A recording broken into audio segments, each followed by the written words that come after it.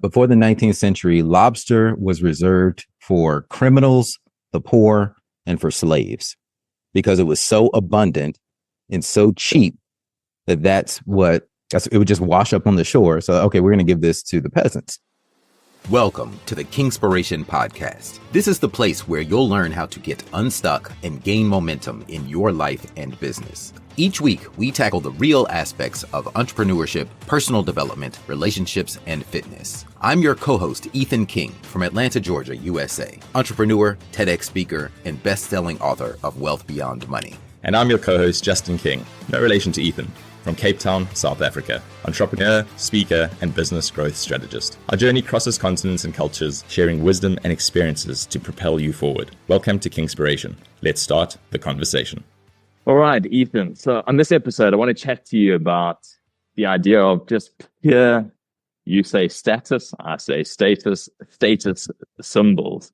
And what came across my inbox recently was an article about KitchenAid and how they've just unveiled a new walnut mixing bowl that costs $700 for this mixing bowl. And look, you can get a plastic or a ceramic mixing bowl or a metal mixing bowl for about $40. This costs $700. There are also concerns around a walnut mixing bowl splintering when you're using it, which you're not going to get with your metallic and your plastic and your ceramic mixing bowls. But most interestingly, this walnut mixing bowl comes with a warning from KitchenAid, from the manufacturer, that says it is not recommended to use the oiled wood bowl for whipped egg creations. So you have literally just paid $700 for a mixing bowl, which is generally used for baking, which is generally going to have some whipped egg creations in it, but it says do not use it for that. So where do we draw the line with just status and stupidity? It's funny when you brought that up, because it's almost like the thing is useless, but I guess it's impressive if depending on what circles you run in, if people come over to your house and they see this thing, it's a status symbol. And when you first brought it up to me, it made me think about that app. Do you remember when the iPhone first came out and when they first released the App Store, and someone created an app called I Am Rich? And yeah. Oh, you didn't hear about this? So this was in like 2008. Okay. It's called the I Am Rich app, and it cost $1,000 to download this app, and it didn't do anything. All it is a red light, like this red gem appears on your screen. Right. That's it. And so Apple took it out of the App Store really quickly because they're like, okay, we don't want to be this type of company. It's going to tarnish the image of Apple. But apparently it had gotten a few downloads. Like some people actually downloaded. Let me see. Oh, in 24 hours. In 24 hours, it sold 8 copies. Yeah. I mean, that's pretty impressive anyone could create this app. Yeah. But that shows you that there are people out there who want to just show that they're rich. I mean, in a lot of countries, even just having an iPhone is a kind of a status symbol itself, because it's the more expensive version or the more expensive smartphone. So, I'm of the belief, and I've heard this before, that in every business, what you're really selling is status. Mm. Even if you're just selling a T-shirt, in the back of our minds, we're like, your consumer is thinking, will this elevate my status? And even if you're selling something like food or groceries, I mean, obviously you need nourishment. So that's the base level of elevating your status. But think about when someone goes to dine at a really high-end restaurant that might be $400 a plate. Well, you want people to know that you were there and that you're able to afford these types of things. So it's a status thing. And I don't know, what do you think about that? Do you believe every business, if you boil it down to its essence, is selling status? I was going through that in my mind as you were saying it, because essentially what we're saying there is every single product that gets sold lives at the top of Maslow's hierarchy. Because is it at the top of self-actualization, right? No, self-actualization is right at the top. Is status is just below self-actualization, is it not? I'm butchering this. It's somewhere in there. It's somewhere in there. So Ethan's my fact checker, so he's going to fact check me right now. Yeah. Yeah, we're checking facts real time here, just like a debate. Now, Yeah, esteem is right under self-actualization, Yeah. self-esteem, so that's status. Yeah. Yeah. So self-esteem, status. So we're saying status. So we're saying that essentially all products live somewhere at the top of Maslow's hierarchy. Yeah. So anything that you don't, and this is interesting because maybe this is where we draw the difference, or we draw that line, is anything that you essentially don't need to survive, any product that you don't, because if you're buying food, unless, oh man, we could get onto an interesting conversation. Pineapples were once the ultimate status symbol. You Mm. when they first reached the shores of the US, but also when they first reached the shores of the United Kingdom, they were, I think they were, if you did the conversion, you would buy a pineapple for about $5,000. If you converted it now, that's what the cost of a pineapple was. If you look at the entrance to big brand properties, they'll still often have a pineapple on a pineapple decor on top of the walls, or the roof might be shaped like a pineapple. So it was a status symbol. Anyway, so that's sweet.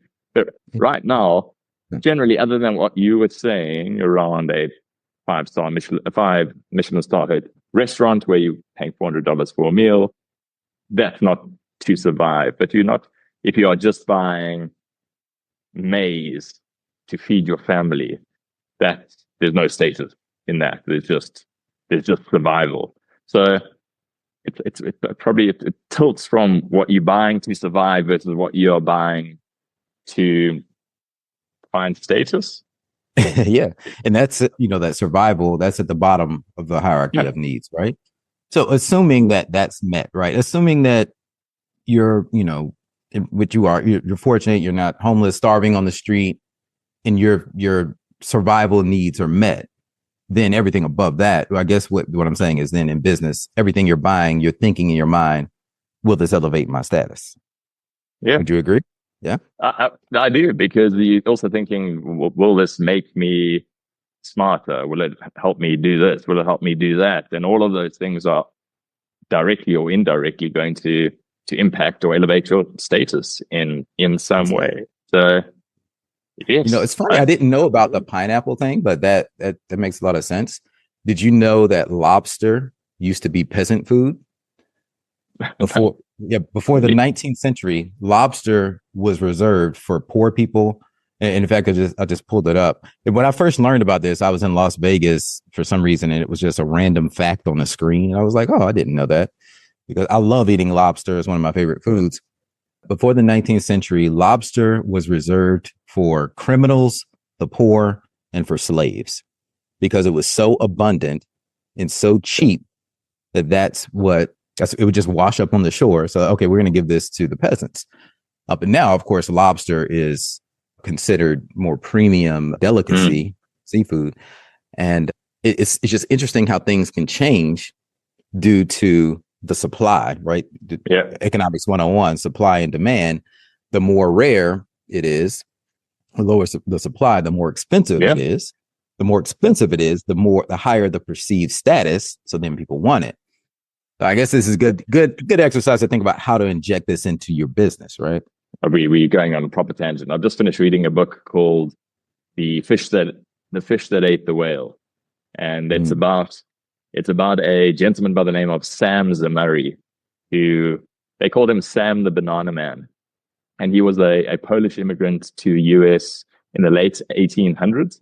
And he first discovered bananas. That was the first time. I think he was about 18, and he found bananas for the first time. And bananas were not widely recognized fruit in the US yet. Not a lot of people had seen a banana, not a lot of people had eaten a banana, but there were some that were making their way back, generally from Guatemala, Ecuador, those tropical places that didn't grow in the US.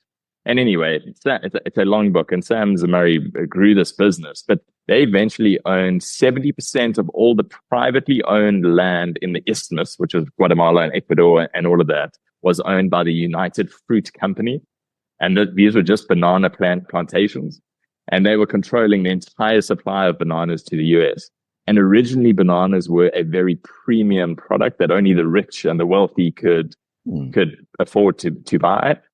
And by controlling exactly what you've said now, by being able to control supply and demand, by being able to control the amount of bananas that were being brought into the US, they were able to take it from being a premium product to everybody needs to eat a banana every single day and drop the price right down. It was the fruit for the people. And they grew this absolutely, it was called the United Fruit Company, this absolutely monstrous. At some stage, they had, I think, the largest. They had like a private navy, basically, had more ships than majority of the navies globally, or something silly in their fleet that were bringing these bananas to the country.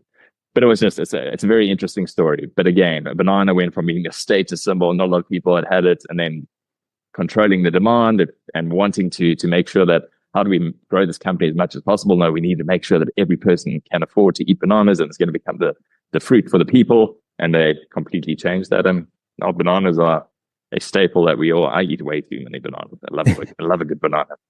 Wow. But it's a staple that we all have.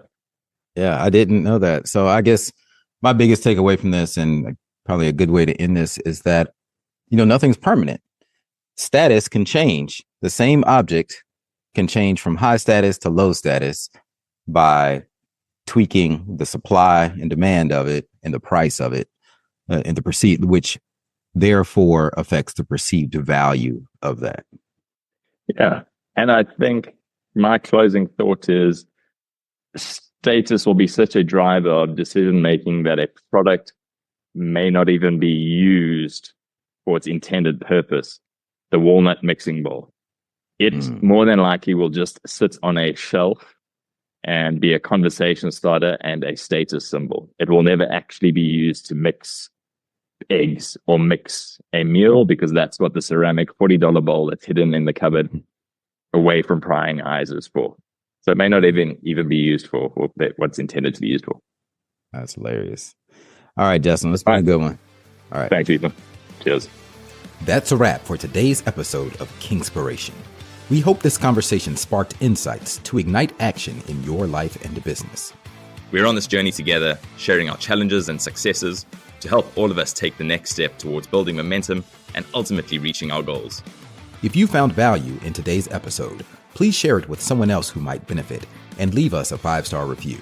And remember to hit subscribe so you don't miss out on our weekly conversations. Until next time, keep rolling, keep growing, and keep being inspired.